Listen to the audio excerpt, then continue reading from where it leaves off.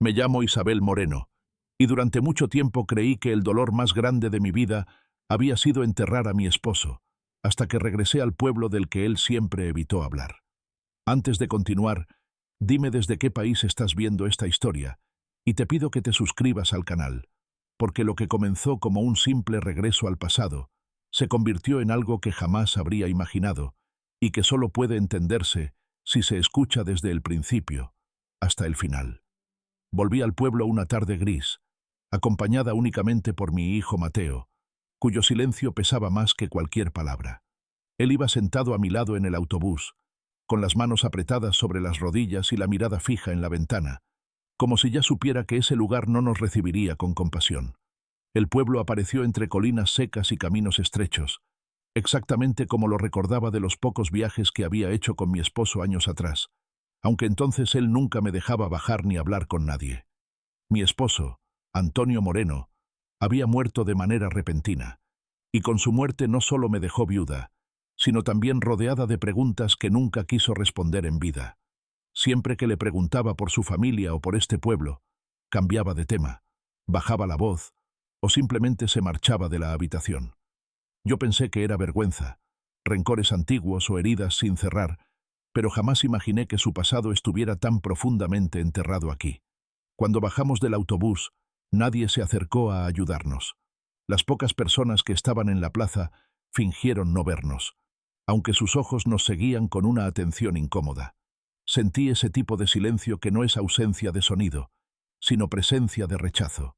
Tomé la mano de Mateo y avancé con la cabeza en alto, repitiéndome que solo estábamos allí para resolver el tema de la herencia y marcharnos cuanto antes.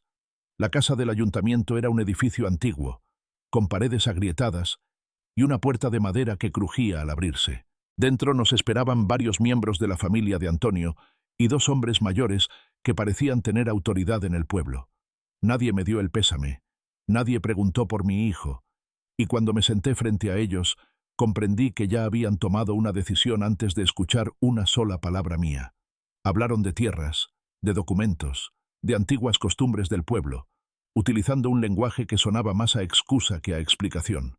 Me dijeron que, como viuda, tenía derecho a una propiedad, pero que las casas cercanas al centro ya tenían dueños claros y que no sería apropiado alterar el orden establecido. Finalmente, uno de los hombres empujó hacia mí un papel amarillento y señaló con el dedo un nombre que no reconocí. Era una casa situada en el punto más lejano del pueblo, casi tocando el límite con el monte, aislada, vieja y, según dijeron, deshabitada desde hacía muchos años. Cuando pregunté por qué esa casa, nadie respondió de inmediato.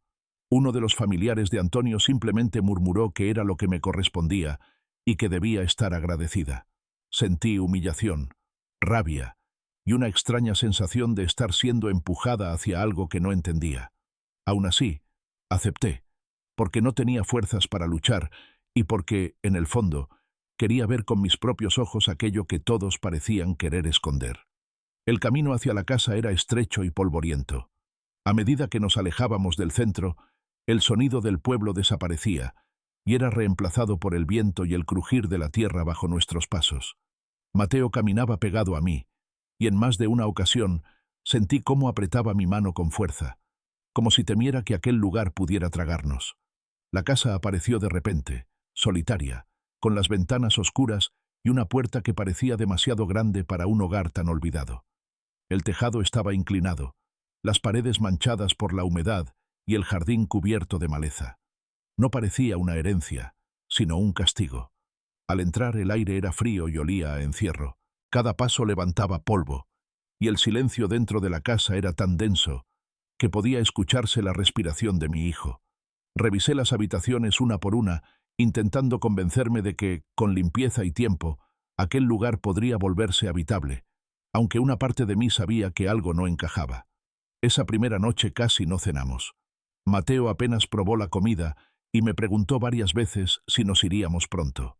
Le mentí, diciendo que todo estaría bien y que solo era cuestión de acostumbrarnos.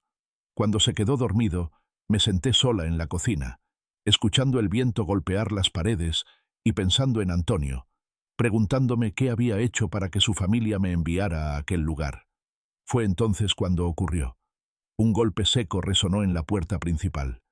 Me quedé inmóvil, con el corazón acelerado, convencida de que había sido mi imaginación.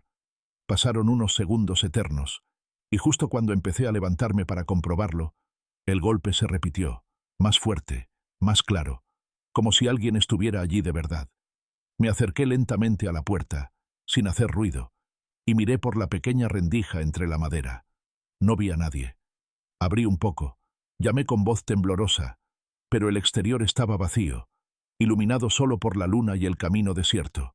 Cerré la puerta pensando que tal vez algún animal había golpeado la madera, aunque en el fondo sabía que aquello no explicaba la precisión del sonido.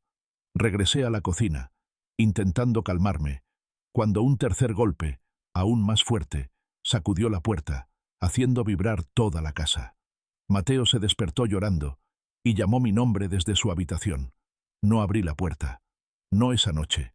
Pero mientras abrazaba a mi hijo y trataba de tranquilizarlo, sentí con claridad algo que me heló la sangre.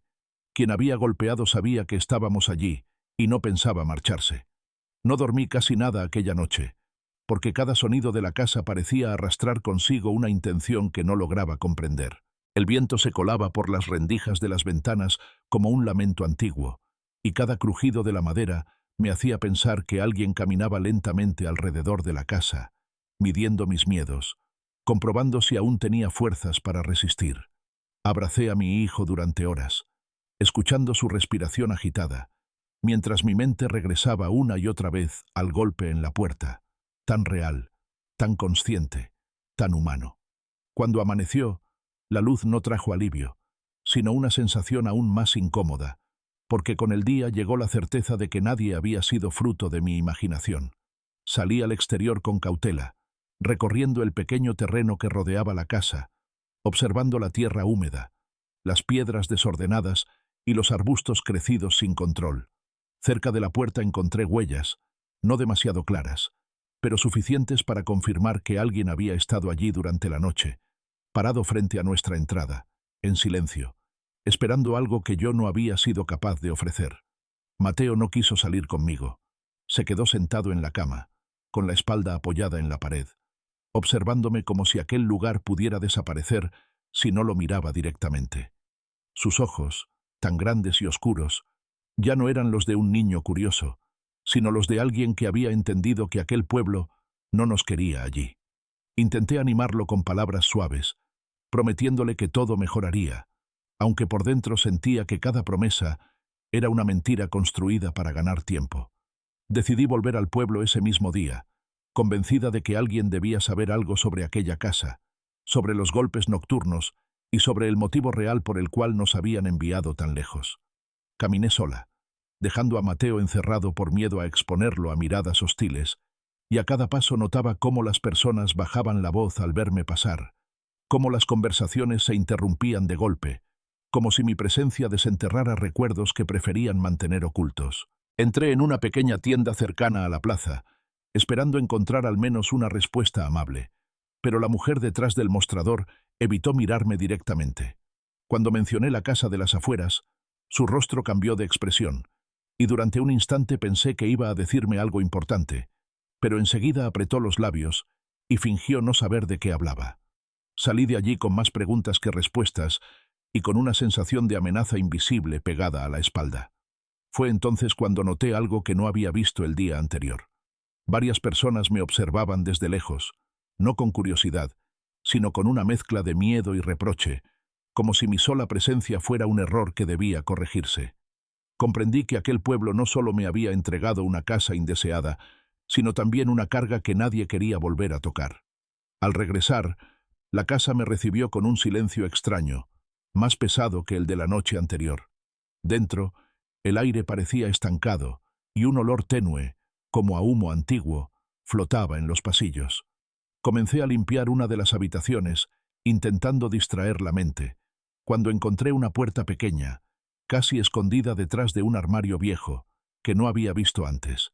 Estaba cerrada con un cerrojo oxidado, y al tocarlo sentí un escalofrío que me recorrió el cuerpo entero.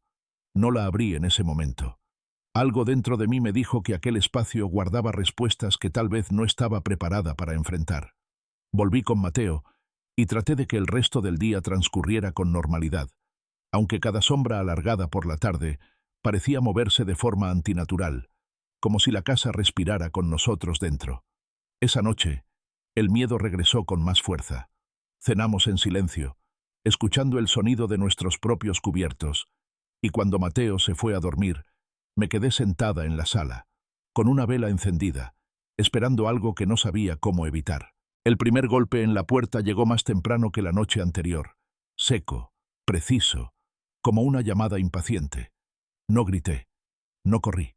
Me quedé inmóvil, con el corazón golpeando mi pecho, intentando entender qué quería aquella presencia que insistía en encontrarnos. El segundo golpe fue más largo, acompañado de un leve roce, como si alguien deslizara la mano por la madera, comprobando su resistencia.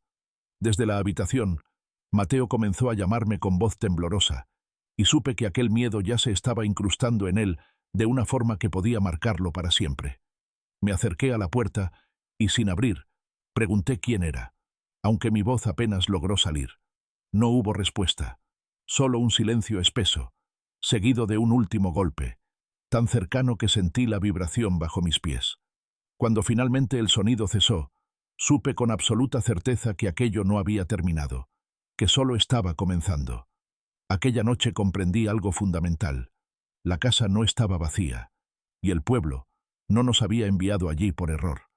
Había una historia enterrada en esas paredes, una historia que alguien quería recordar y que yo, sin quererlo, había heredado junto con aquel lugar maldito. La tercera mañana en aquella casa comenzó con un silencio tan absoluto que resultaba inquietante, como si el mundo hubiera contenido la respiración durante la noche y aún no se atreviera a soltarla.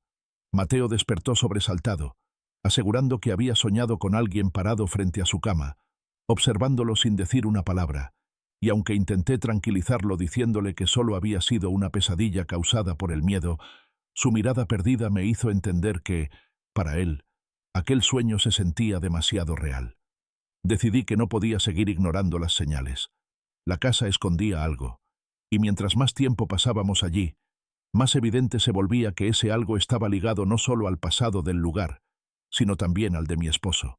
Comencé a revisar cajones, armarios y rincones que había pasado por alto, movida por una mezcla de temor y necesidad, porque sabía que permanecer en la ignorancia era más peligroso que enfrentar la verdad. En una cómoda antigua del dormitorio principal encontré un pequeño cuaderno cubierto de polvo. Sus páginas estaban amarillentas, y al abrirlo descubrí anotaciones hechas con una letra que reconocí de inmediato, la de Antonio. Mi corazón se aceleró, porque aquel cuaderno no hablaba de amor ni de familia, sino de reuniones nocturnas, nombres que no conocía, y referencias constantes a la casa, como si hubiera sido un punto central en su vida mucho antes de que yo existiera. Mientras leía, una sensación de traición comenzó a crecer dentro de mí. El hombre con el que había compartido tantos años me había ocultado una parte esencial de su historia, una parte que ahora me arrastraba a mí y a nuestro hijo a una situación que no habíamos elegido. Cerré el cuaderno con manos temblorosas cuando escuché un ruido suave proveniente del pasillo, un sonido parecido a pasos lentos, arrastrados, que se detuvieron justo frente a la puerta cerrada de la habitación. No abrí. Me quedé inmóvil, escuchando cómo el silencio volvía a ocupar su lugar, dejando tras de sí una presión incómoda en el pecho. Cuando finalmente salí, el pasillo estaba vacío, pero la sensación de no estar sola no desapareció. Esa tarde, Mateo comenzó a comportarse de una manera que me heló la sangre. Hablaba solo en su habitación, respondía a preguntas que yo no había hecho, y en un momento me preguntó por qué el hombre triste no podía entrar a la casa si solo quería que alguien escuchara su historia.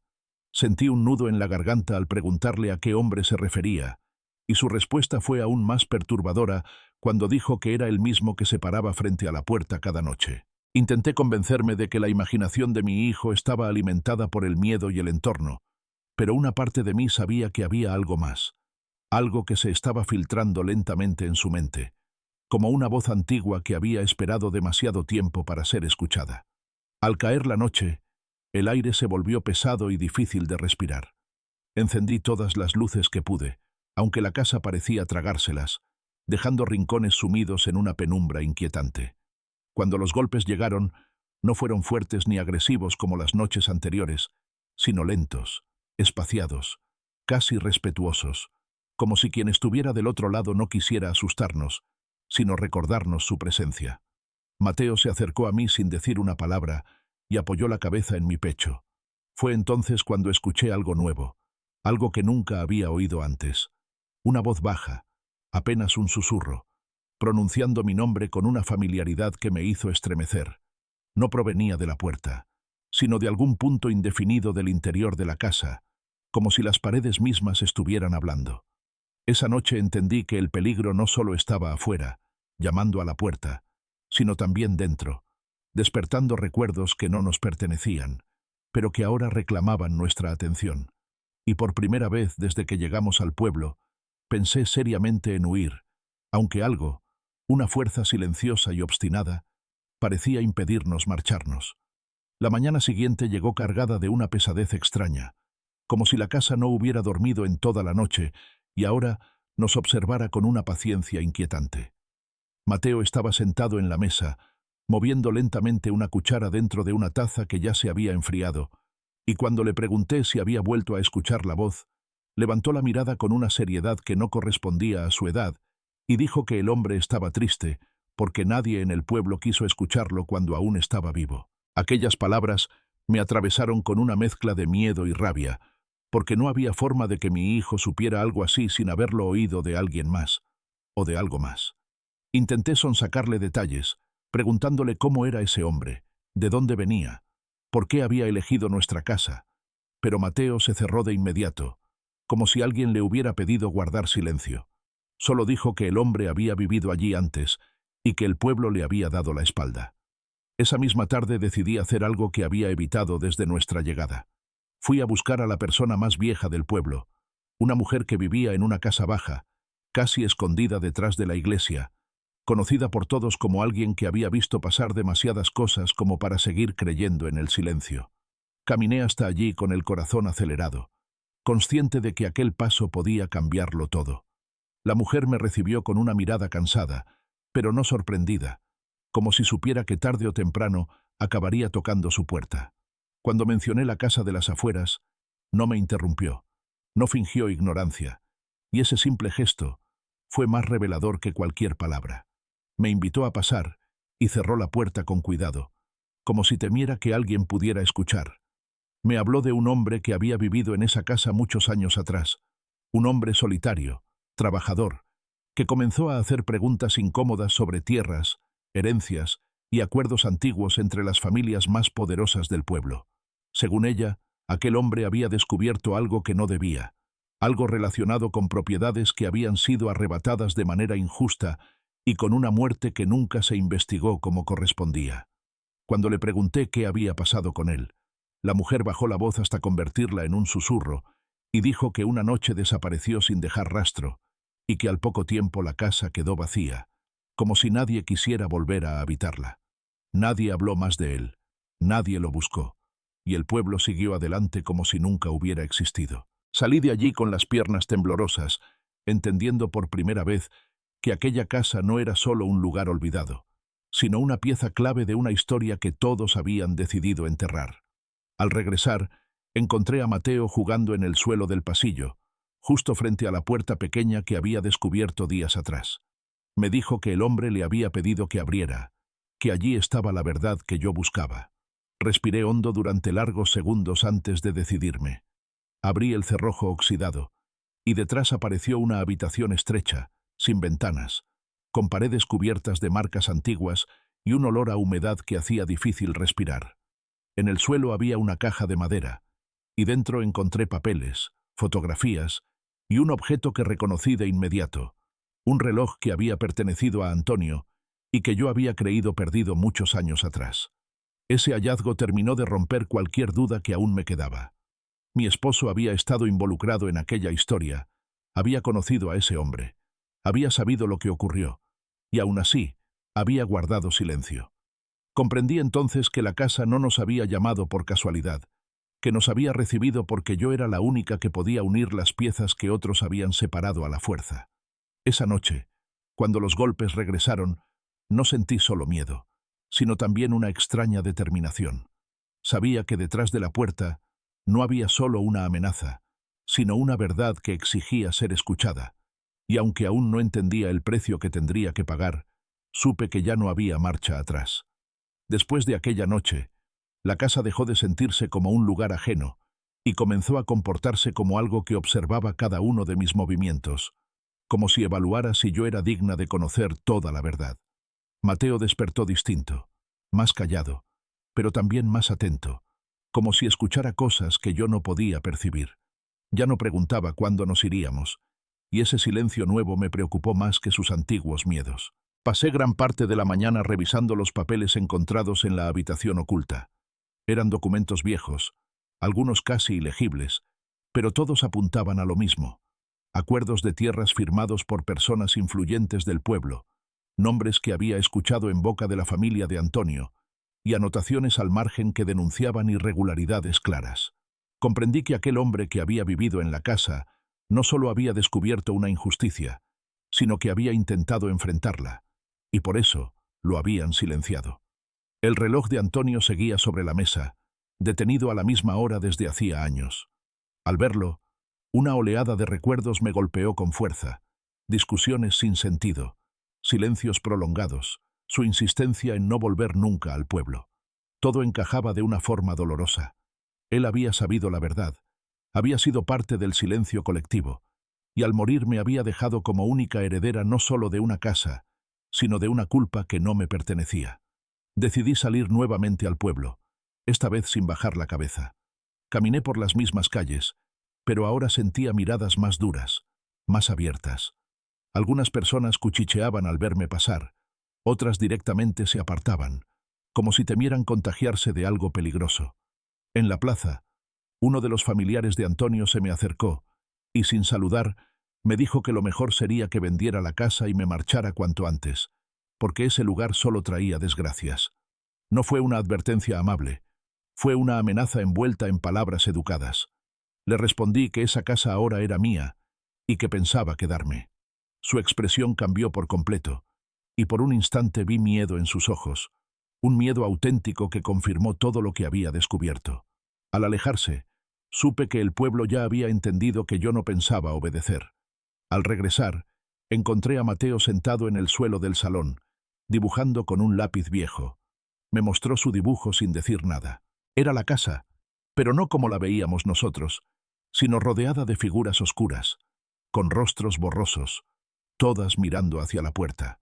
Cuando le pregunté qué significaban, respondió con naturalidad que eran las personas que no querían que la historia saliera a la luz. Aquella noche, Mateo se negó a dormir solo. Lo dejé quedarse conmigo, y mientras intentaba que conciliara el sueño, escuché pasos claros alrededor de la casa, no uno, sino varios, como si alguien caminara deliberadamente en círculos.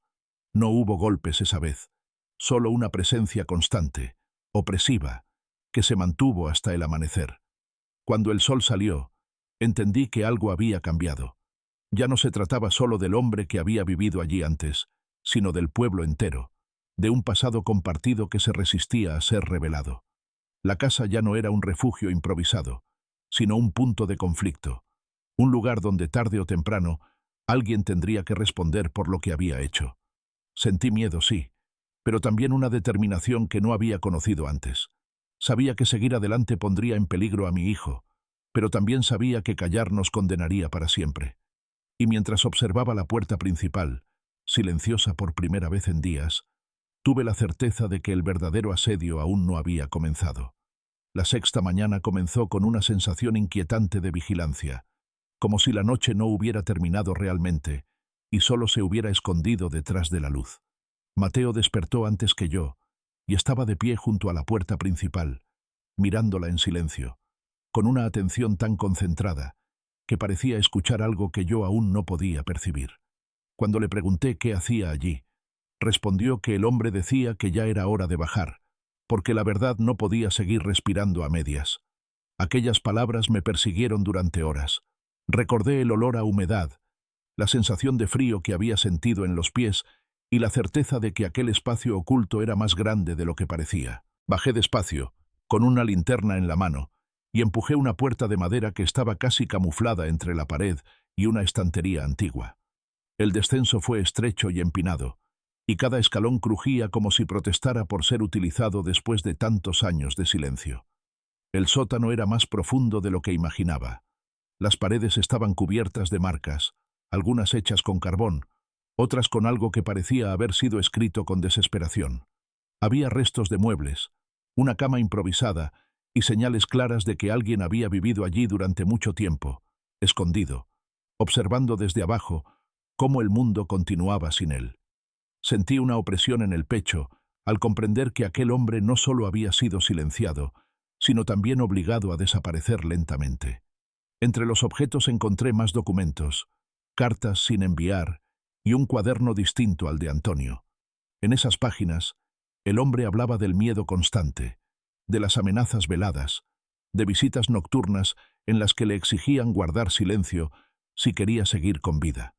Uno de los nombres que se repetía era el de mi esposo, no como agresor directo, sino como testigo, como alguien que había elegido no intervenir para protegerse a sí mismo. Subí del sótano con las manos temblorosas y la mente llena de imágenes que no me pertenecían, pero que ahora formaban parte de mi realidad. Mateo me esperaba arriba, y sin que yo dijera una palabra, me abrazó con fuerza, como si supiera exactamente lo que había encontrado. Fue entonces cuando escuchamos voces fuera de la casa, claras, cercanas, sin intención de esconderse. Miré por la ventana y vi a varios hombres del pueblo parados frente a la entrada, hablando entre ellos con gestos tensos. No llamaron de inmediato. Caminaron alrededor de la casa, observaron el terreno, el tejado, las ventanas, como si evaluaran un problema que ya no podía ignorarse. Sentí miedo, pero también una extraña calma, porque comprendí que su presencia confirmaba que había tocado algo que no debía permanecer oculto. Finalmente, uno de ellos se acercó a la puerta y habló con voz firme, diciendo que era mejor que abandonáramos la casa antes de que ocurriera una desgracia, que el pasado debía quedarse donde estaba. No respondí. Me mantuve en silencio, sosteniendo la mano de mi hijo, mientras algo dentro de mí se endurecía de una forma irreversible. Cuando se marcharon, la casa volvió a quedar en silencio, pero no era el mismo silencio de antes. Era un silencio denso, protector, casi consciente. Por primera vez desde que llegamos, no sentí que el peligro viniera solo de fuera, sino que la casa misma parecía erguirse a nuestro alrededor, como si hubiera decidido tomar partido. Esa noche no hubo golpes. En su lugar, sentí una presencia tranquila, firme, como una promesa muda de que no estábamos solos.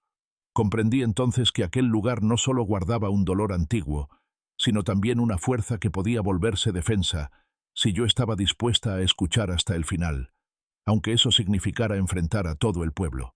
La séptima parte de nuestra permanencia en aquella casa comenzó con una tensión distinta, más abierta, menos escondida, como si el pueblo hubiera decidido dejar de observar desde la distancia y empezar a actuar. Desde muy temprano sentí movimientos fuera, pasos sobre la grava, murmullos apagados que se interrumpían cuando abría la ventana. Mateo permanecía cerca de mí todo el tiempo, sin separarse, con una expresión concentrada que me inquietaba más que el miedo evidente de los primeros días.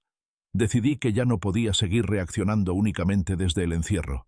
Salí al exterior con la intención de enfrentar, al menos con palabras, aquello que se estaba gestando.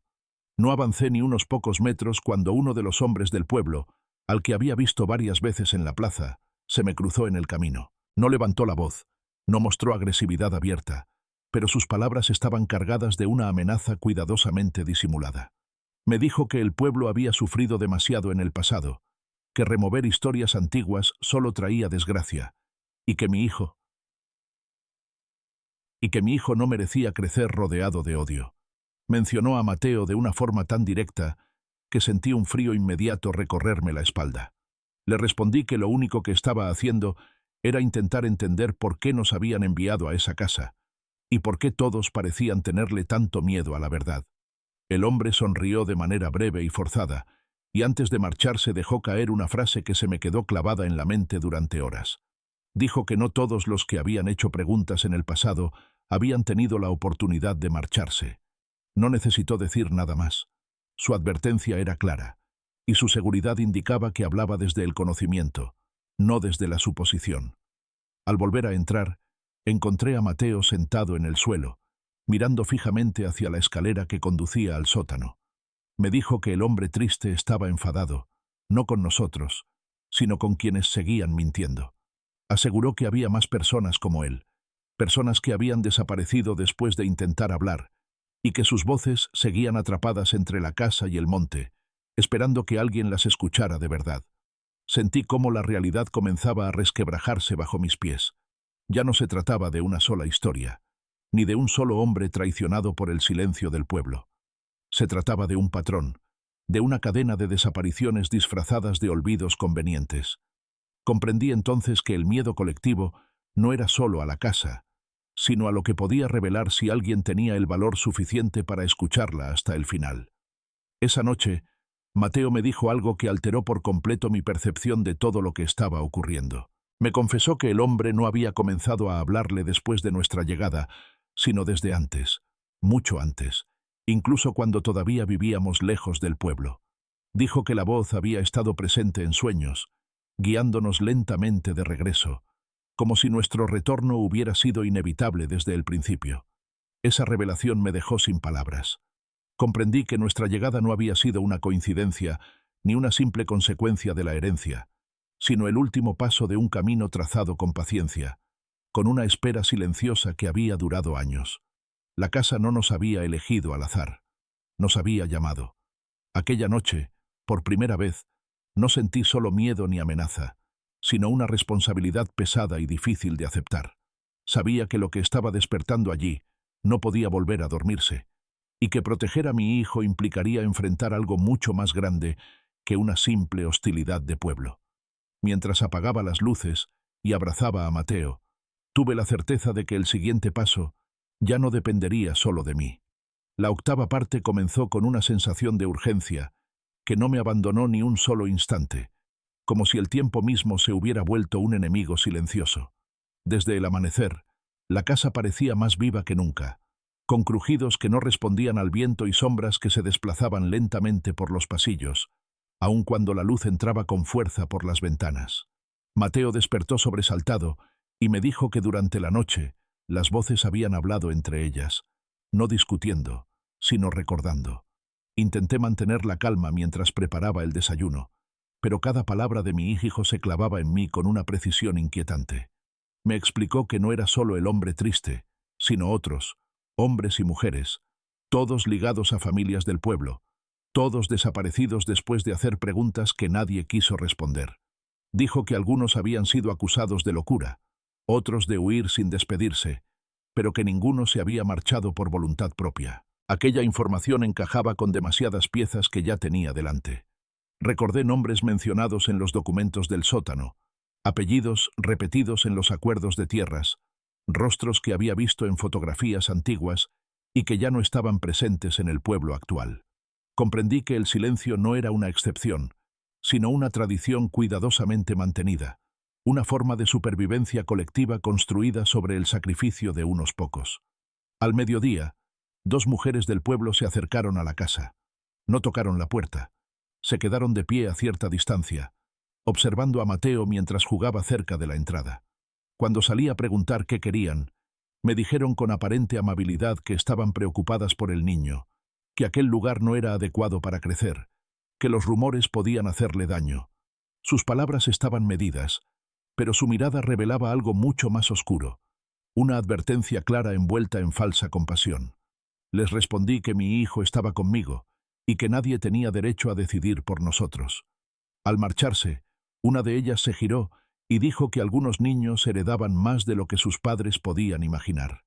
Esa frase me dejó helada, porque confirmaba que Mateo no solo era un espectador, sino una pieza clave en algo que el pueblo empezaba a temer de verdad. Esa tarde ocurrió algo que ya no pude atribuir al miedo ni a la sugestión. Mientras ordenaba la sala, escuché un golpe fuerte proveniente del piso superior, seguido de un sonido seco, como de madera partiéndose. Subí corriendo y encontré una pared agrietada que antes estaba intacta. Detrás, apareció un hueco estrecho que conducía a un espacio oculto, donde había más objetos, más papeles y una fotografía reciente, demasiado reciente para pertenecer al pasado lejano. La imagen mostraba la casa desde el exterior, tomada desde el monte, como si alguien hubiera estado vigilándonos incluso antes de nuestra llegada. Sentí una mezcla de terror y determinación al comprender que el peligro no era solo histórico, sino actual, presente, consciente de cada uno de nuestros movimientos. La casa no solo recordaba, también reaccionaba. Esa noche, el pueblo volvió a rodearnos con su silencio hostil, pero la casa respondió de una forma distinta. Las luces parpadearon sin apagarse, las puertas se cerraron solas con firmeza, y por primera vez sentí que el lugar nos estaba protegiendo activamente, como si hubiera decidido no permitir más amenazas veladas ni visitas intimidantes. Mateo me miró con una seguridad que no había visto antes y dijo que ya no podían fingir que nada estaba pasando, porque la casa había despertado del todo. Comprendí entonces que el siguiente paso no sería solo descubrir la verdad, sino sobrevivir a las consecuencias de sacarla a la luz. La novena noche en la casa comenzó con un aire distinto, más pesado y cargado de presagios. Desde que cayó la oscuridad, Mateo permaneció inquieto, caminando de un lado a otro y mirando hacia las ventanas como si pudiera ver más allá del mundo que yo alcanzaba a percibir. Susurraba palabras incomprensibles, nombres que no conocía y lugares que nunca había visto, y cada vez que intentaba preguntarle sobre ellos, cerraba la boca con fuerza, temeroso de revelar demasiado. Hacia medianoche, un golpe resonó en la puerta principal. No era un golpe aislado, sino una serie de golpes rápidos, insistentes, seguidos de un arrastrar de pies que me obligó a poner toda la atención en el sonido. Sabía que no podía esperar nada amable, y que esta vez la amenaza no era una prueba, sino una advertencia. Mateo se abrazó a mí y me susurró que ya venían por nosotros, refiriéndose no a un individuo, sino al pueblo entero, al miedo colectivo que había permanecido dormido hasta nuestra llegada. Temí por nuestro hijo, pero también comprendí que huir no resolvería nada. Lo que estaba ocurriendo tenía raíces profundas y había esperado décadas para emerger. Abrí lentamente la puerta, solo lo suficiente para mirar hacia afuera, y no vi a nadie. Pero la tierra alrededor estaba marcada por pasos recientes, huellas de botas pesadas que avanzaban y retrocedían, como si evaluaran nuestra resistencia. Al día siguiente, al intentar salir al pueblo, descubrimos que algo había cambiado. Una mujer del centro me señaló con discreción y murmuró que alguien había desaparecido. No dijo nombres, pero su expresión lo decía todo. La víctima era alguien que había hecho preguntas similares a las mías, alguien que había osado tocar la historia que todos querían mantener enterrada. La noticia me golpeó con fuerza. El peligro no era ahora un recuerdo lejano ni un misterio histórico, sino un riesgo inmediato para nuestra vida. Los vecinos comenzaron a observarnos con hostilidad abierta. Al pasar cerca de la plaza, sentí miradas penetrantes y murmullos dirigidos a nosotros. Cada gesto, cada palabra de advertencia encubierta, se convirtió en un recordatorio de que no éramos bienvenidos y de que nuestras acciones estaban siendo monitoreadas. Incluso personas que antes parecían neutrales ahora nos miraban con desconfianza, como si ser parte de esta historia nos hiciera culpables de algo que no entendíamos del todo. Esa tarde, mientras revisaba los documentos del sótano, encontré una carta sin abrir dirigida al hombre que había vivido en la casa años atrás. La letra, temblorosa pero clara, advertía sobre quienes vigilaban desde lejos y sobre lo que ocurriría si alguien intentaba revelar la verdad. Comprendí entonces que el silencio del pueblo no era solo miedo, sino también complicidad. Quienes habían desaparecido habían sido castigados por desafiar la norma, y nadie podía escapar de ella sin consecuencias. Cuando la noche cayó, los golpes regresaron, pero esta vez, acompañados de susurros apenas audibles, nombres pronunciados con urgencia, y un patrón en los golpes que parecía comunicarse con nosotros, exigirnos algo. Mateo señaló hacia la puerta y dijo con firmeza: «Quieren que sepas que no estás sola, que el hombre no permitió que le pasara esto a nadie más». Fue entonces cuando entendí que el peligro y la protección convivían en aquel lugar, y que nuestra supervivencia dependía de escuchar y actuar con cuidado. A partir de esa noche, Comprendí que el pueblo ya no podría ser ignorado, y que cada paso que diéramos, cada acción que tomáramos, tendría consecuencias inmediatas. La historia que habíamos comenzado a descubrir no solo hablaba de injusticias pasadas, sino que ahora exigía justicia presente, y que aquellos que habían desaparecido aún tenían un vínculo con nosotros, un hilo invisible que nos mantenía atados a su memoria. La 10ª parte comenzó con una sensación que mezclaba miedo y determinación. Desde la mañana, la casa parecía más activa que nunca, con crujidos que seguían un ritmo propio, casi como si marcara el tiempo de los eventos que estaban por ocurrir. Mateo estaba inquieto, sus ojos se movían de un lado a otro, y por primera vez habló con claridad sobre lo que había escuchado. Los nombres de personas que habían desaparecido estaban conectados directamente con nuestro esposo, Antonio, y su pasado oculto en el pueblo. Al revisar nuevamente los documentos del sótano, descubrí pruebas irrefutables de que Antonio no solo conocía los secretos de la casa, sino que había participado indirectamente en decisiones que condujeron al silencio forzado de muchas personas. Su herencia, nuestra llegada y la elección de aquella casa lejanísima no fueron casualidades, sino un legado de responsabilidades que ahora recaían sobre mí. Sentí una mezcla de traición, miedo y un impulso incontenible de descubrir toda la verdad. Esa tarde, escuché pasos fuera de la casa, y por primera vez, los golpeadores de la puerta se presentaron de manera visible. Un grupo de hombres y mujeres del pueblo nos rodeaba, mirándonos con expresiones duras, cargadas de amenaza y reproche. No dijeron palabra al principio. Sus miradas lo decían todo.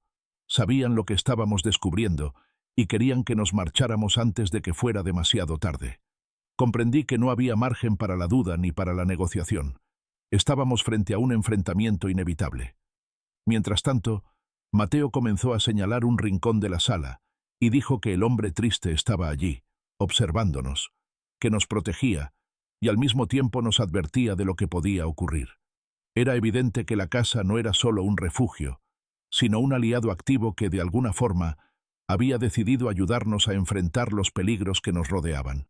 La combinación de la presencia invisible y la amenaza tangible del pueblo creó un ambiente casi irrespirable, lleno de tensión y de la certeza de que cualquier error podía ser fatal. Cuando la noche cayó, los golpes volvieron, pero esta vez no eran simples advertencias, eran un mensaje. Cada golpe estaba acompañado de un susurro, de palabras apenas audibles que parecía provenir del hombre que había vivido en la casa mucho antes de nuestra llegada. Mateo repetía esas palabras en voz baja, descifrando algo que yo aún no comprendía del todo. Nos estaban guiando para actuar, para enfrentar lo que había permanecido oculto durante décadas. El enfrentamiento se intensificó cuando uno de los hombres del pueblo intentó abrir la puerta principal. La casa reaccionó de manera inesperada.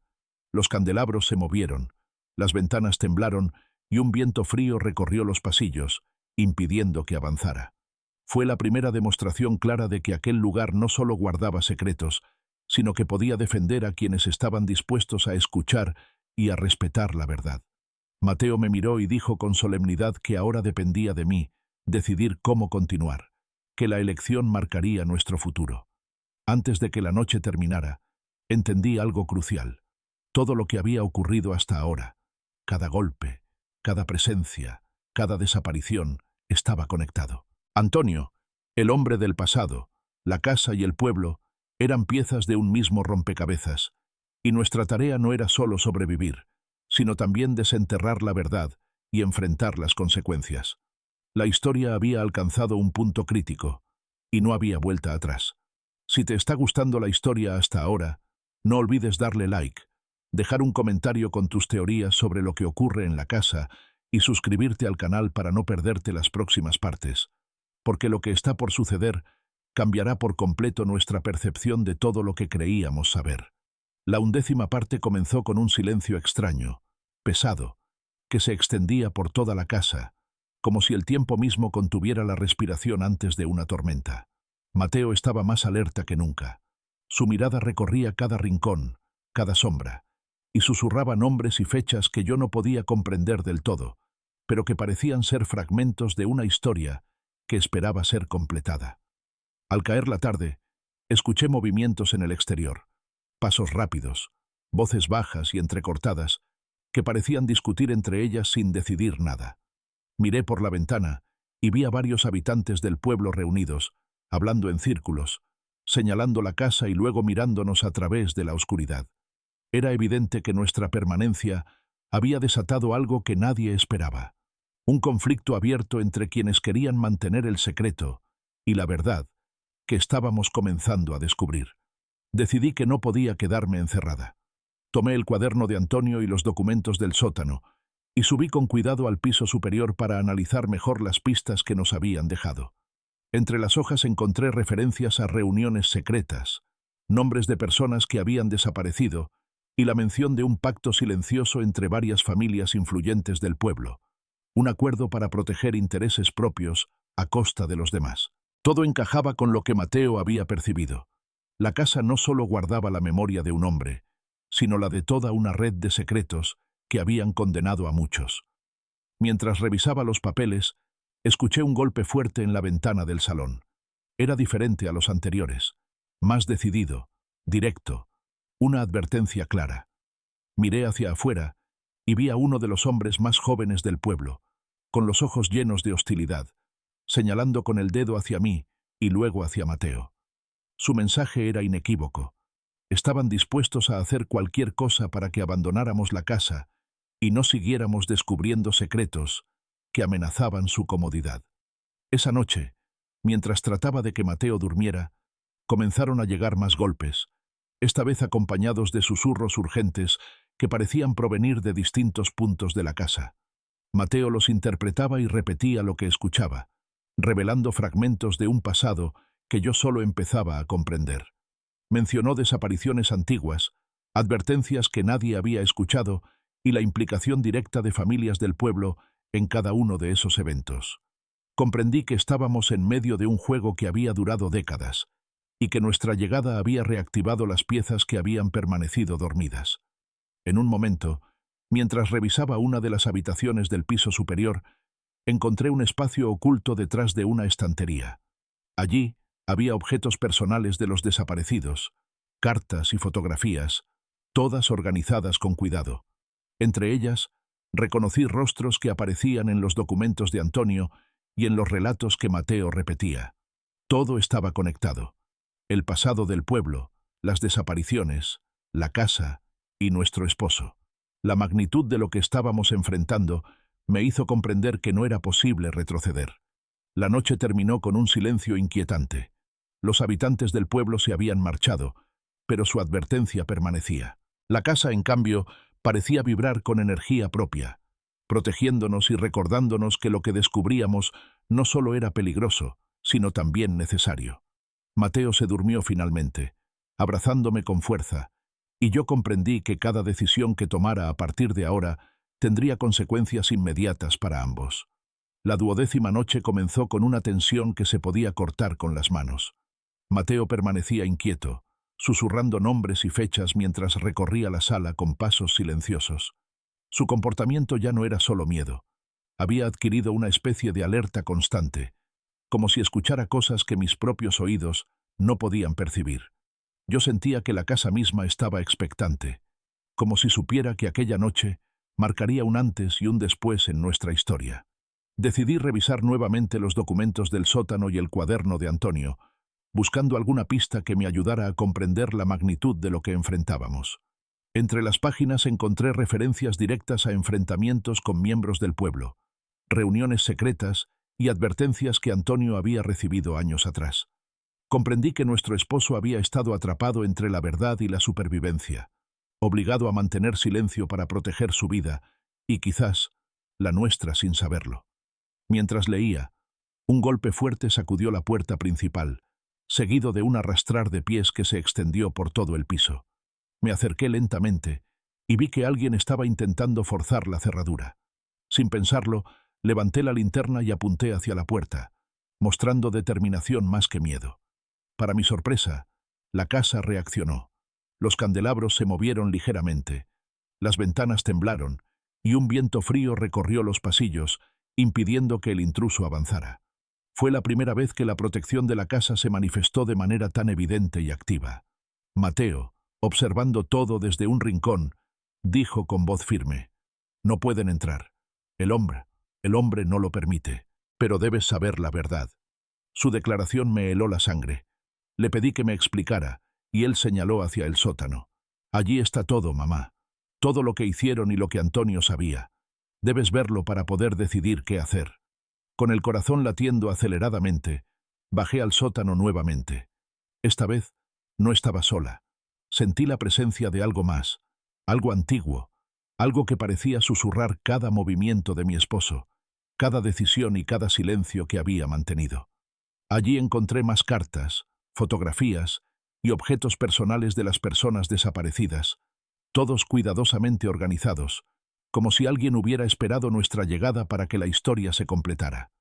Entre los papeles, encontré algo que me hizo estremecer, una carta dirigida a mí, escrita con la letra inconfundible de Antonio. En ella, me explicaba que su silencio había sido una forma de protección y que la casa, de alguna manera, había esperado que yo continuara lo que él no pudo. Cada palabra estaba cargada de urgencia, tristeza y un pedido implícito de valentía. Comprendí que mi esposo había planeado que nuestra llegada no fuera solo para heredar un lugar, sino para enfrentar la verdad que el pueblo había querido enterrar. Al volver al piso superior, los golpes cesaron, pero el aire seguía cargado de una tensión palpable. Mateo se acercó y me tomó de la mano. Sus ojos reflejaban tanto miedo como determinación. «Mamá, la próxima vez no será solo una advertencia. Si no actúas, ellos lo harán por ti». Comprendí que la casa no solo nos protegía, sino que nos preparaba para lo que venía, y que el verdadero peligro aún estaba por manifestarse. La 13ª noche comenzó con un aire eléctrico, cargado de presagios que parecían recorrer cada rincón de la casa. Mateo estaba inquieto, más de lo habitual, caminando de un lado a otro mientras susurraba nombres y lugares que yo no podía identificar del todo. Cada palabra suya parecía resonar con algo antiguo, como si los muros mismos reconocieran lo que estaba por ocurrir. Hacia la medianoche, un golpe seco y fuerte sacudió la puerta principal, seguido por un arrastrar de pies más intenso que las noches anteriores. Esta vez no era solo una advertencia. Alguien intentaba entrar con fuerza. Me acerqué, con Mateo a mi lado, y comprendí que la protección de la casa ya no bastaría para contener la agresión. Los golpes continuaban, rápidos, insistentes, acompañados de un murmullo de voces que se mezclaban en un lenguaje que parecía de advertencia y amenaza al mismo tiempo. De repente, un estruendo más fuerte sacudió una de las ventanas. Salté hacia allí y vi que varios habitantes del pueblo estaban intentando forzar la entrada, lanzando piedras y palos. Sus rostros estaban llenos de odio, y sus movimientos eran calculados, precisos, como si hubieran planeado el ataque durante semanas. Mateo se agarró de mi brazo y susurró con voz temblorosa: «Mamá, es ahora. Debemos estar juntas». No dudé. Tomé su mano y lo llevé hacia la escalera que conducía al sótano. Allí, en la oscuridad y entre los documentos antiguos, encontré una fotografía que me dejó sin aliento. Antonio, junto al hombre triste que había vivido en la casa, rodeados por otros adultos del pueblo, todos con expresiones serias, como si estuvieran firmando un pacto secreto. Comprendí que mi esposo había estado directamente involucrado en los eventos que habían marcado a la comunidad, y que su silencio no solo había protegido vidas, sino que también había ocultado responsabilidades que ahora recaían sobre mí. Mientras revisaba más documentos, escuché un ruido diferente, pasos dentro de la casa, pero esta vez no venían de la entrada principal. Alguien había logrado infiltrarse por una puerta lateral que no había revisado antes. Corrí hacia la sala con Mateo, y allí sentí algo que no había experimentado hasta ahora. La casa reaccionó de manera activa, bloqueando pasillos, cerrando ventanas con fuerza, moviendo muebles de manera que nos protegieran y, al mismo tiempo, nos guiaran hacia una salida segura. Mateo, con una determinación que me sorprendió, señaló hacia un rincón oscuro y dijo: «Mamá, aquí es donde debes mirar. Él quiere que veas todo». Con miedo y curiosidad, avancé y descubrí un compartimento oculto en la pared, donde había más cartas, objetos y fotografías que revelaban secretos aún más profundos del pueblo y de Antonio. Entre ellos, una carta explicaba directamente cómo algunos miembros del pueblo habían manipulado desapariciones y rumores para mantener el control y que el hombre triste había intentado detenerlos, con Antonio como testigo silencioso. Mientras la agresión continuaba afuera, la casa nos mantuvo protegidos y guiados hacia la verdad. Comprendí, por primera vez, que Mateo no solo percibía lo que sucedía. Él era una especie de puente entre nosotros y las fuerzas que habitaban la casa. Sus palabras y señales nos ayudaban a evitar el peligro y a descubrir secretos que nos permitirían enfrentar el próximo ataque con ventaja. Al amanecer, los habitantes del pueblo se habían retirado, pero la tensión seguía en el aire. La casa permanecía silenciosa, protectora y vigilante, y Mateo me miró con una certeza que no necesitaba palabras. Lo peor aún estaba por venir, y nuestra supervivencia dependía de cada decisión que tomáramos a partir de ese momento. La 14ª parte comenzó con un amanecer pesado, cargado de un silencio que no traía tranquilidad, sino la sensación de que algo aún estaba pendiente. Mateo permanecía cerca de mí, observando cada sombra, cada rastro dejado por los atacantes de la noche anterior. Sus ojos reflejaban tanto miedo como una comprensión que yo aún no alcanzaba, como si percibiera movimientos y presencias que escapaban a mis sentidos. Al recorrer la casa, encontré muebles desplazados, cristales rotos y marcas en el suelo que evidenciaban la intensidad del ataque. Sin embargo, lo que más me impresionó fue la forma en que la casa parecía haber reaccionado por sí misma.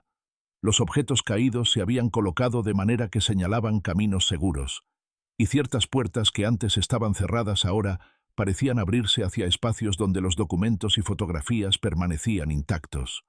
La casa no solo nos protegía, también nos estaba guiando.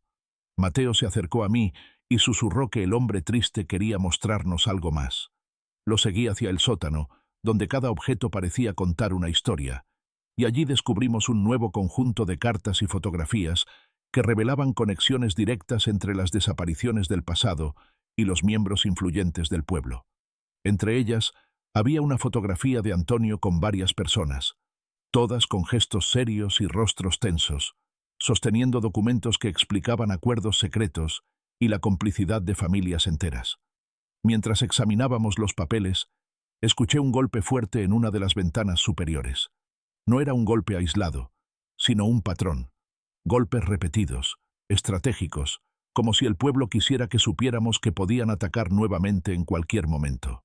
Comprendí que nuestra permanencia en la casa había desatado la paciencia del pueblo, y que su hostilidad ya no podía contenerse con advertencias silenciosas.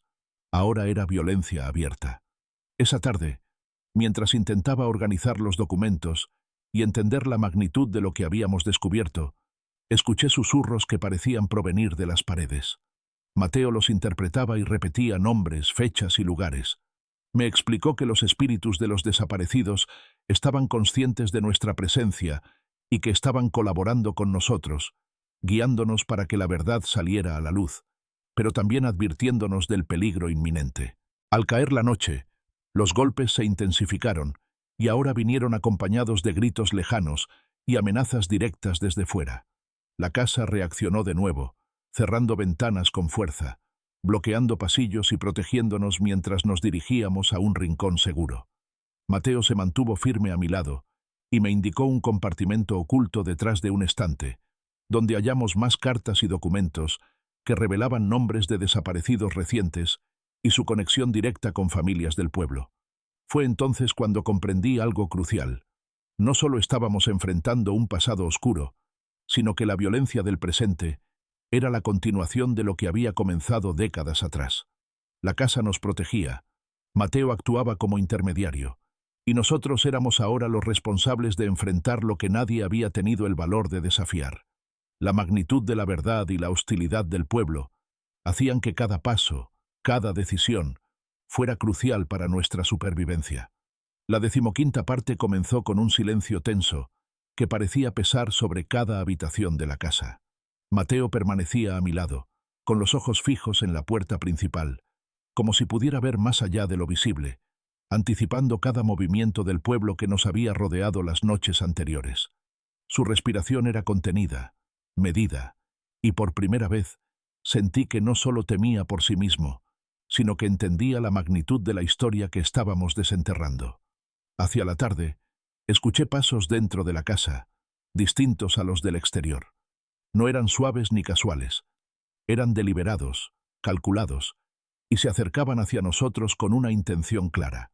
Comprendí que alguien había logrado infiltrarse y que no podíamos confiar únicamente en la protección de la casa.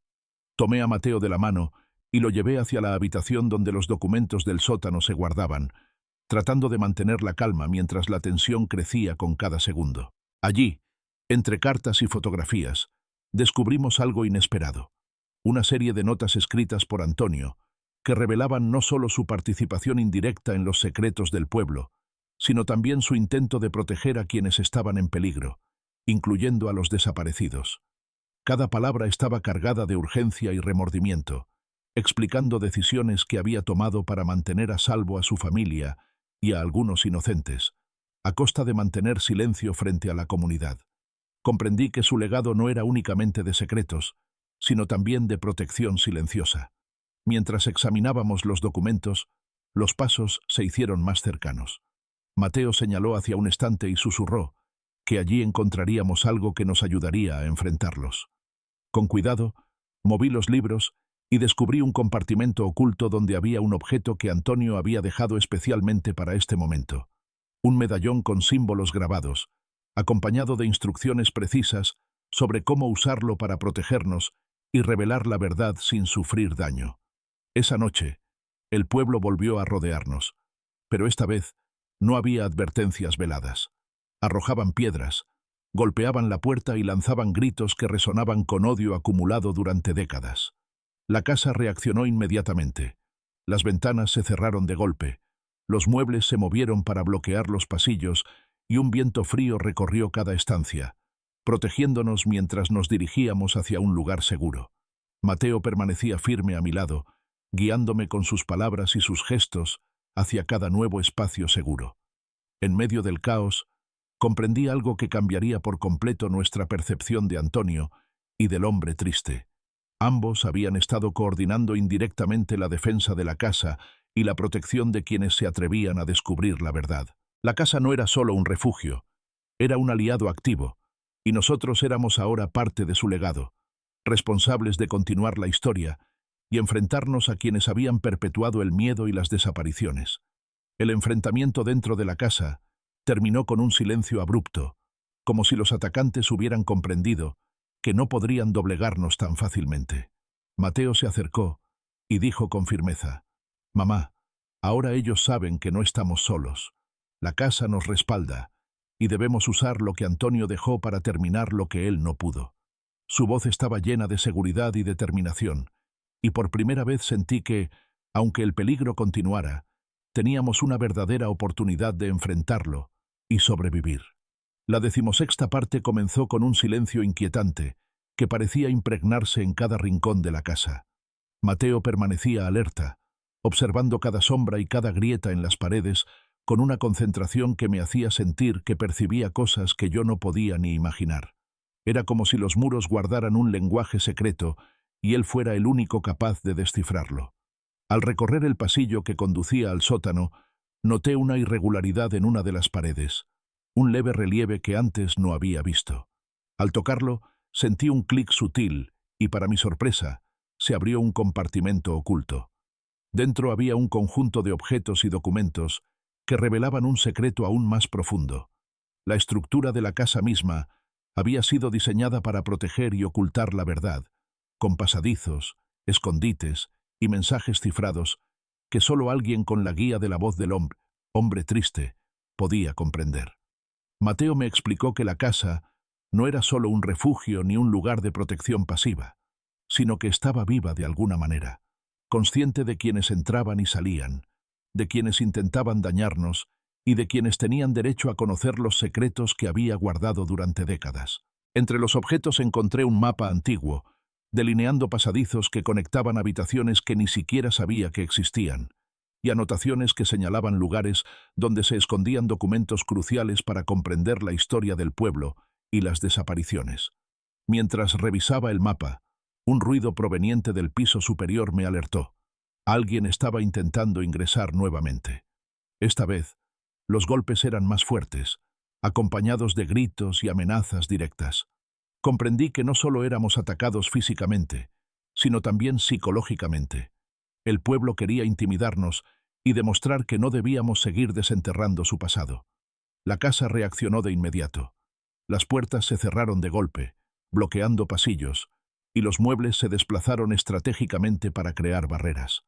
Mateo me guió hacia un pasadizo secreto indicado en el mapa, donde encontramos un espacio oculto que ofrecía una visión directa de la entrada principal sin ser vistos. Desde allí, pudimos observar a los atacantes mientras la casa nos protegía y nos permitía estudiar sus movimientos. Entre los documentos del escondite, hallé cartas y fotografías que revelaban alianzas inesperadas dentro del pueblo. Algunos vecinos que parecían neutrales habían ayudado en secreto a aquellos que desaparecieron, coordinando protección y escondiendo evidencias. Comprendí que la historia no era lineal. No todos los habitantes eran enemigos, y algunos habían arriesgado mucho para intentar salvar a quienes se atrevieron a cuestionar las injusticias. Esa noche, mientras la tensión continuaba, Mateo me indicó un objeto que Antonio había dejado específicamente para nosotros, una especie de llave antigua con símbolos grabados, que según las notas servía para desbloquear un último secreto dentro de la casa, algo que podría cambiar la balanza a nuestro favor y revelar la verdad completa sobre los eventos del pasado. Comprendí que estábamos al borde de un descubrimiento decisivo, pero también de un peligro aún mayor. La 17ª parte comenzó con un aire cargado de anticipación. Mateo y yo nos encontrábamos frente al compartimento que habíamos descubierto en la 16ª noche. La llave que Antonio había dejado entre nuestras manos parecía más pesada de lo que era, como si contuviera la responsabilidad de todo lo que estaba por revelarse. Su grabado parecía vibrar ligeramente, como si respondiera a nuestra presencia, y entendí que no era solo un objeto, sino un símbolo de la conexión entre nosotros, la casa y los secretos que debíamos desenterrar. Con cuidado, inserté la llave en la cerradura y giré lentamente. Un clic profundo resonó en la casa, y el compartimento se abrió revelando documentos, fotografías y objetos que superaban cualquier descubrimiento anterior. Entre ellos había un diario de Antonio, cuidadosamente escrito con fechas, nombres y confesiones que explicaban no solo su papel en las desapariciones y pactos del pueblo, sino también los esfuerzos que había hecho para proteger a las víctimas y, finalmente, para dejarnos las herramientas necesarias para enfrentar la verdad. El diario contenía pasajes que explicaban cómo ciertos miembros influyentes del pueblo habían manipulado la historia, ocultado crímenes y silenciado a quienes osaban cuestionar la versión oficial. Antonio había sido testigo de todo, y su silencio no había sido complicidad, sino un intento de mantener a salvo a su familia y a algunos inocentes. Sin embargo, el precio de su silencio había sido la perpetuación del miedo, y ahora esa responsabilidad recaía sobre nosotros. Mientras revisaba los documentos, escuché nuevamente los golpes en la puerta principal, esta vez acompañados de gritos de advertencia. El pueblo había comprendido que estábamos demasiado cerca de descubrir la verdad completa. Mateo me agarró del brazo y señaló hacia un pasadizo secreto indicado en el diario. «Mamá, aquí es donde debemos estar. Él nos guía». La casa reaccionó de inmediato, cerrando ventanas y bloqueando pasillos, protegiéndonos mientras nos dirigíamos hacia el escondite, que nos permitiría observar a los atacantes sin ser vistos. Allí, desde el pasadizo secreto, vimos cómo los habitantes del pueblo se movían con más organización y violencia que nunca, claramente decididos a impedir que reveláramos lo que Antonio había dejado documentado. Sin embargo, comprendí que la protección de la casa y la guía de Mateo nos daban una ventaja única. Podíamos anticipar sus movimientos, interpretar sus intenciones y, al mismo tiempo, seguir descubriendo la verdad. En medio del escondite, encontré un sobre marcado con el símbolo de la llave que Antonio había dejado. Dentro había instrucciones precisas sobre cómo usar la información y los objetos para confrontar al pueblo de manera segura. cómo exponer las desapariciones y los pactos secretos sin ponernos en peligro inmediato. Comprendí que Antonio había preparado todo para que nosotros continuáramos lo que él no pudo terminar, confiando en que la casa nos protegería y en que Mateo sería el puente entre nosotros y los secretos ocultos. Esa noche, mientras los ataques continuaban afuera, sentí que estábamos al borde de un enfrentamiento decisivo. La combinación de la protección activa de la casa, la guía de Mateo y los documentos de Antonio nos daba el poder de cambiar la historia del pueblo para siempre, pero también dejaba claro que cualquier error podría ser fatal. Comprendí que nuestra supervivencia dependía no solo de nuestra astucia, sino de nuestra capacidad para escuchar, interpretar y actuar en el momento exacto. La 18ª parte comenzó con una tensión casi insoportable. Mateo y yo nos encontrábamos en el pasadizo secreto, con el diario de Antonio abierto frente a nosotros y la llave en mis manos, listos para enfrentar lo que sabía que sería el momento más decisivo de toda nuestra historia. La casa estaba inquieta. Los crujidos y susurros de los muros parecían marcarnos el ritmo, como si nos dijeran que cada segundo contaba y que no podíamos dudar. Decidí seguir las instrucciones del sobre que Antonio había dejado.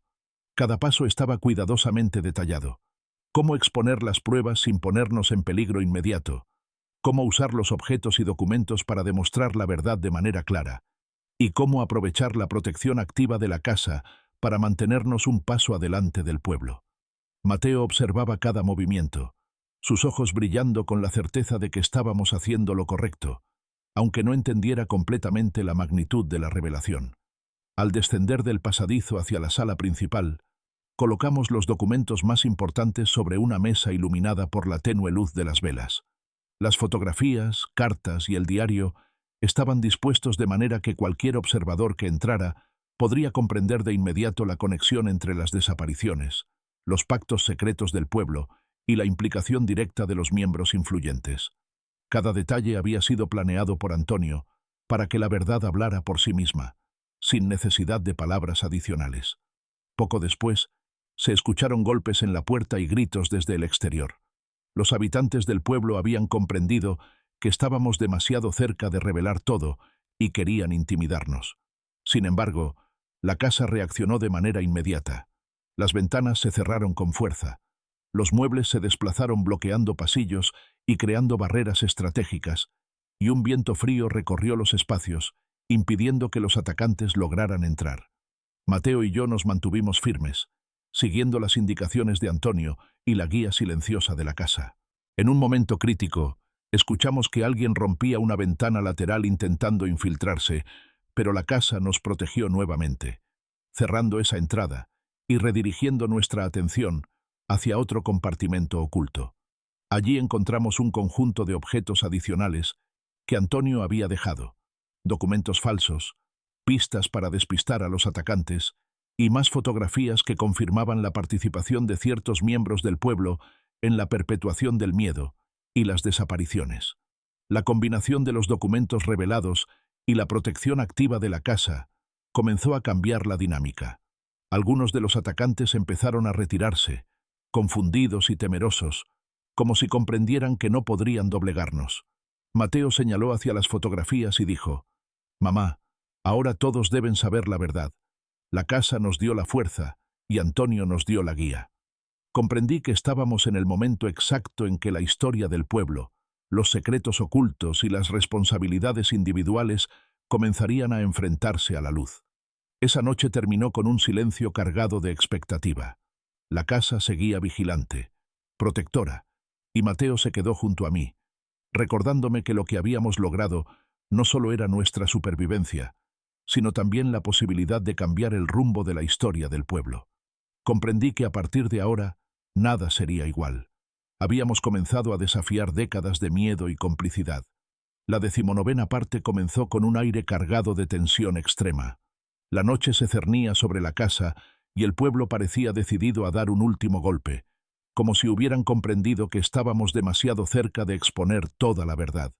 Mateo permanecía a mi lado, con una determinación que hacía que susurrara nombres y advertencias que yo no podía comprender del todo, pero que de alguna manera me preparaban para lo que estaba por venir.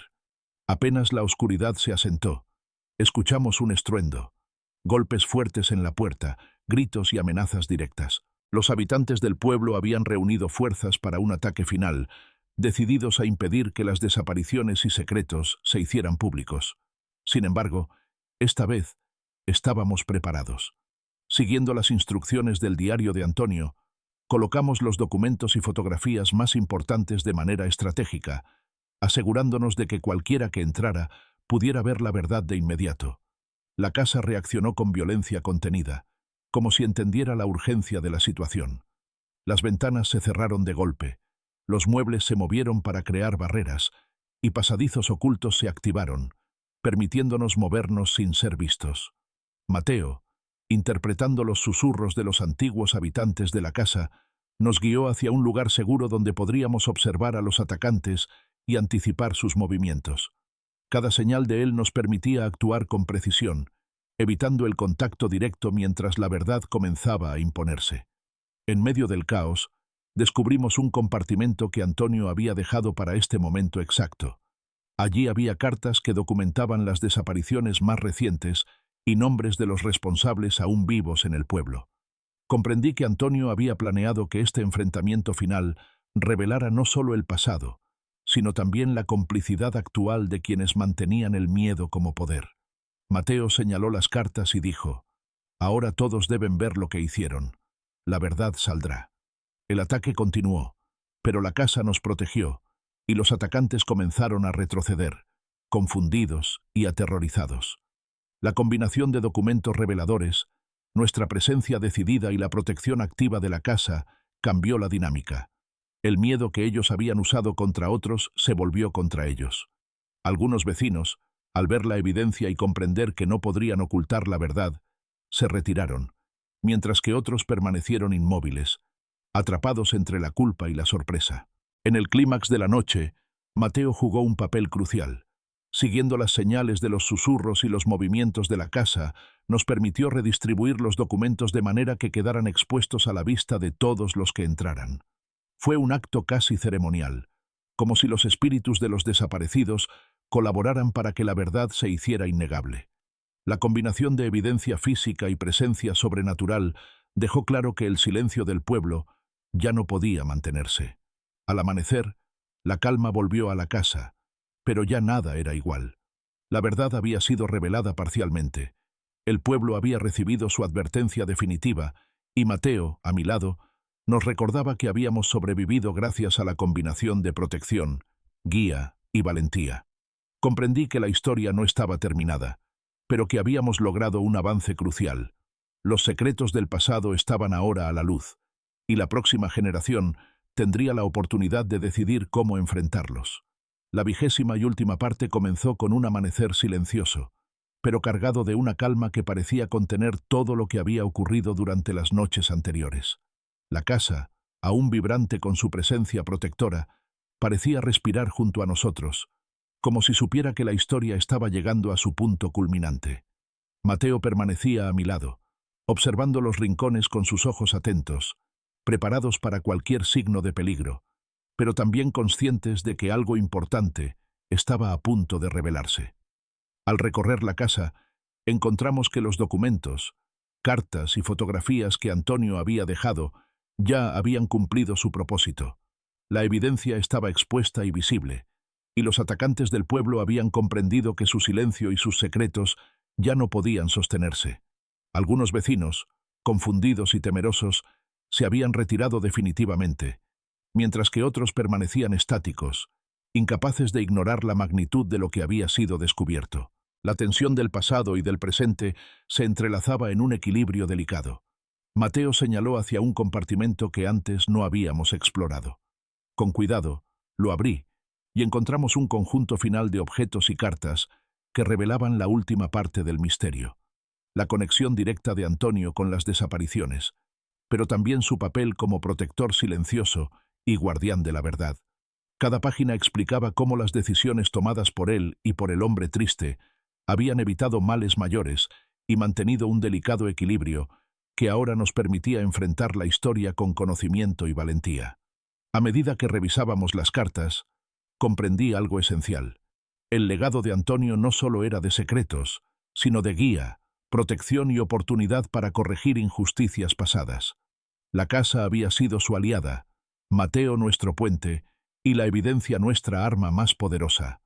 La combinación de estos elementos permitía que la verdad, finalmente, saliera a la luz de manera segura, sin poner en riesgo la vida de los inocentes.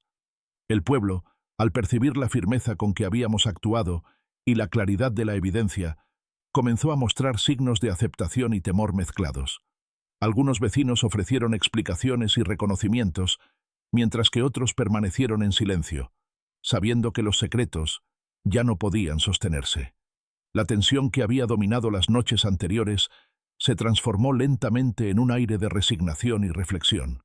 La historia del pasado estaba expuesta y la responsabilidad de enfrentarla recaía ahora sobre todos. Mateo, con una madurez sorprendente para su edad, señaló las fotografías y dijo: «Mamá, lo logramos. La verdad está aquí, y nadie podrá ocultarla más». Comprendí entonces que el papel de nuestro hijo había sido clave. Su capacidad de percibir y comunicar lo invisible nos había permitido sobrevivir, protegernos y asegurar que la justicia de alguna manera prevaleciera. La casa, tranquila y silenciosa, parecía reconocer nuestra victoria, aunque sabía que la historia aún continuaría en la memoria de quienes quedaban. Al final del día, mientras observábamos el paisaje desde la ventana de la casa, comprendí que habíamos cerrado un ciclo.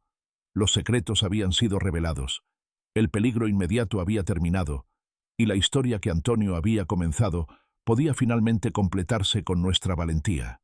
La sensación de alivio se mezclaba con la certeza de que la vigilancia del pasado y la protección de la casa continuarían, y que Mateo y yo habíamos heredado no solo un lugar, sino también una misión. Así concluye nuestra historia. La verdad se ha revelado, el miedo ha sido enfrentado, y los secretos ya no pueden permanecer ocultos. La casa permanece viva, guardando la memoria de quienes desaparecieron, y nosotros, con Mateo a mi lado, continuaremos siendo los guardianes de su legado, conscientes de que la justicia y el misterio siempre caminarán juntos.